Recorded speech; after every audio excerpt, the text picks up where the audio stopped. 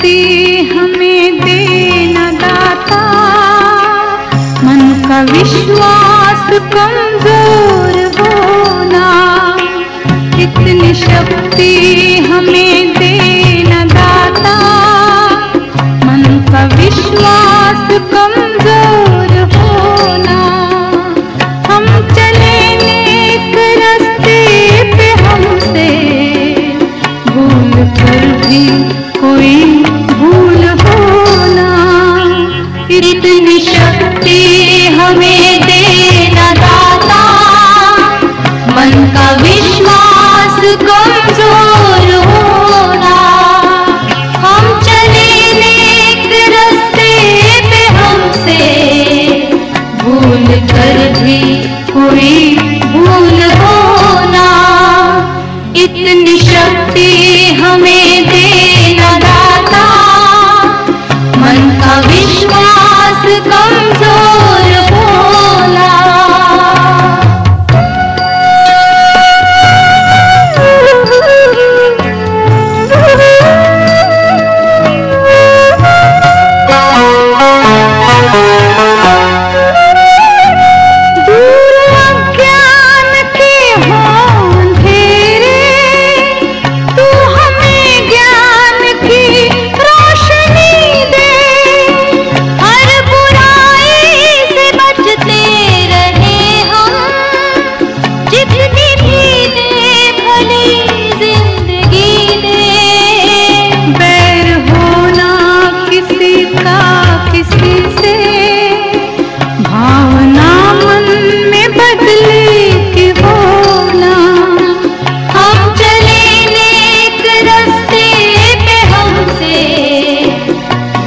कर भी कोई भूल होना।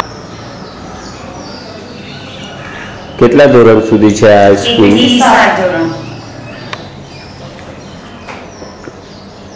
અને રિઝલ્ટ કેટલું? અહીંયાના ગામના લોકો તમારા ભણાવવાના ઉપર ખુશ છે? સરકાર એટલે અમને સારું લાગે છે કે તમે બરાબર ભણાવે છે એમને? આ ખોજ પાર્ટી ગામમાં અમારા વરાળ કેન્દ્ર અને ખોજ કેન્દ્રની શાળાઓ 6 અને વરાળ કેન્દ્રની શાળાઓ 7 એ બધા શિક્ષકો 48 જેટલી પાર્ટી શાળામાં રાખવામાં આવી। એની તારીખ છે 21/4/2008 થી 29/4/2008 સુધી આ તાલીમનું આયોજન કરવામાં આવેલ છે। એમાં વિષયના તજજ્ઞ શિક્ષકો એ વિષયની તાલીમ બધાને આપે છે કે જેથી આ સત્રમાં એટલે કે નવા જૂનથી શરૂ થતા સત્રમાં આ બધા શિક્ષકો આ તાલીમમાં જે ભાથું મેળવે છે એ એમની સ્કૂલમાં બાળકો સમક્ષ એમને પીરસશે, જેથી બાળકોનું શિક્ષણનું સ્તર થોડું ઊંચું આવી શકે। એમાં વિષય છે વાંચન, જ્ઞાન અને લેખન। એના માટે બાળકોને કેવી શિક્ષણ આપી શકાય એ માટેની આ તાલીમ હતી।